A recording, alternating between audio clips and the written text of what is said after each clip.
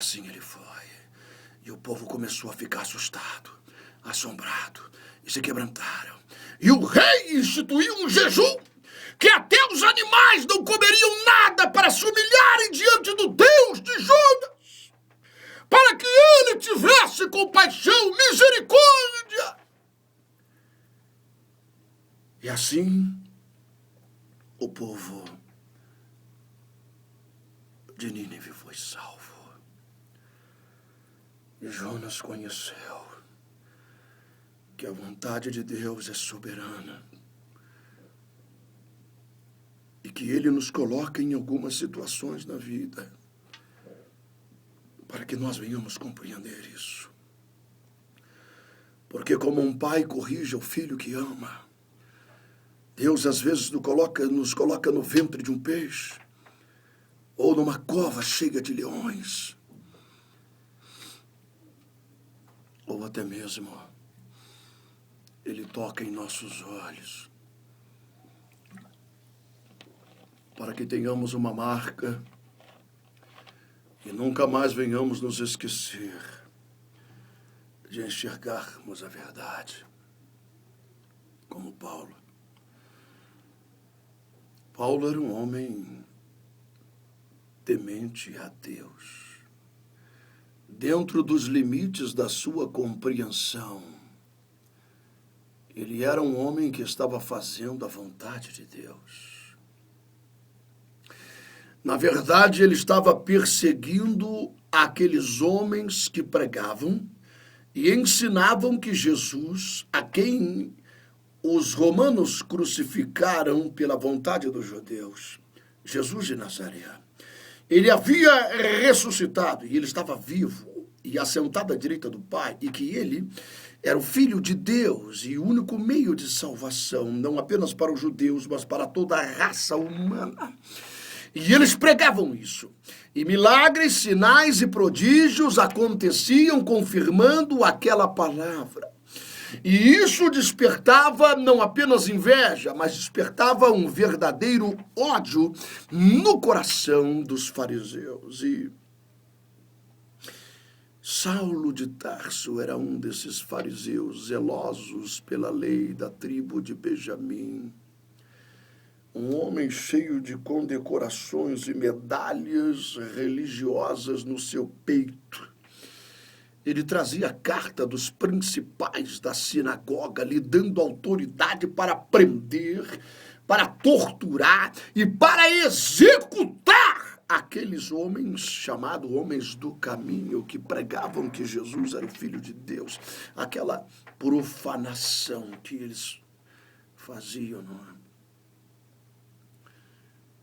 Mas ao meio-dia, Paulo, assentado no seu cavalo, cheio de arrogância, com sua espada, com suas armas, com a carta no bolso, lhe dando autoridade para prender, para acabar, para arrasar, para matar, para torturar. E ele vinha cheio de si. No seu pensamento, ele estava sendo zeloso pela obra de Deus. No seu pensamento, Deus estava feliz com ele, porque ele estava destruindo aquela heresia. Mas ao meio-dia ele viu uma luz que brilhou, mais forte do que o sol. E aquilo foi tão forte que cegou seus olhos. E ele caiu por terra daquele cavalo. E ele ouviu uma voz que lhe falou daquela luz resplandecente: Saulo, Saulo, por que tu me persegues? E ele levantou a cabeça. Ele não enxergava mais nada, estava cego, mas sentiu o calor daquela luz. Ele disse: quem és tu, Senhor? Eu não estou te perseguindo. Quem és tu? Kyrios no grego, Adonai no hebraico, ele o chamou de Senhor, ou seja, o Todo-Poderoso. Ele sabia que era Deus.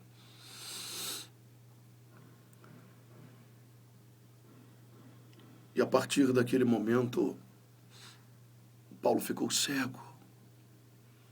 Ele não enxergava um palmo diante do seu nariz.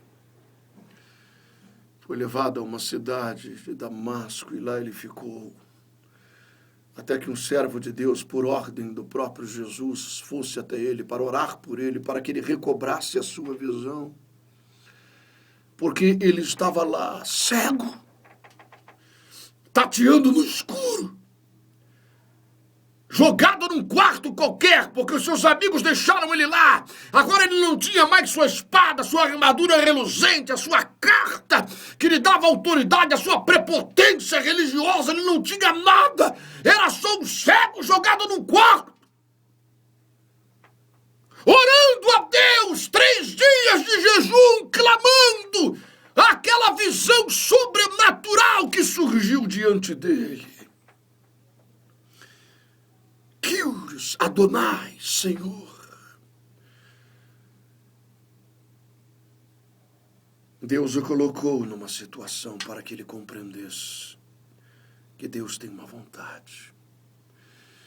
E foi isso que Jesus disse a ele quando ele estava caído naquela terra, cego. Saulo, dura coisa é para ti recalcitrares contra os meus aguilhões.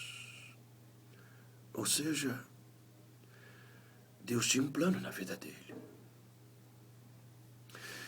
Mas Deus queria falar com ele, mostrar a verdade, mas ele não queria isso. E esses aguilhões que Jesus se referiu.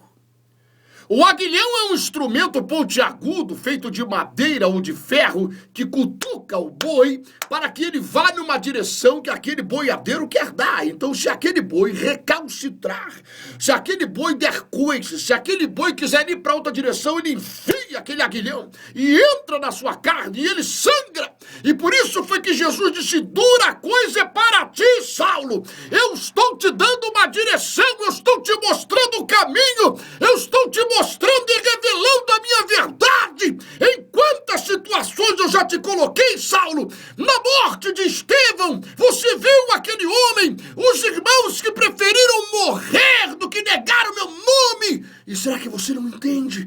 Você está lutando contra a minha vontade.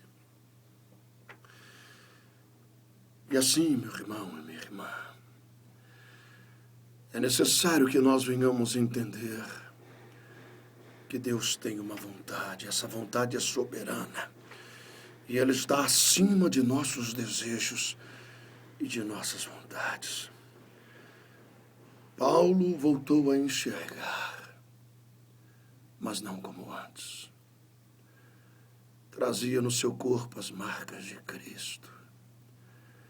Ao escrever aos Gálatas, ele disse: eu sei que vocês me amam, e que vocês veem a tribulação na minha carne, que se possível fora, vocês arrancariam os próprios olhos para me dar. E depois ele diz assim: vede com que grandes letras eu vos escrevo, porque eu sou um homem quase cego. Eu enxergo muito mal. Porque ele foi marcado com uma experiência para que ele jamais se esquecesse que Deus é soberano e sua vontade é soberana.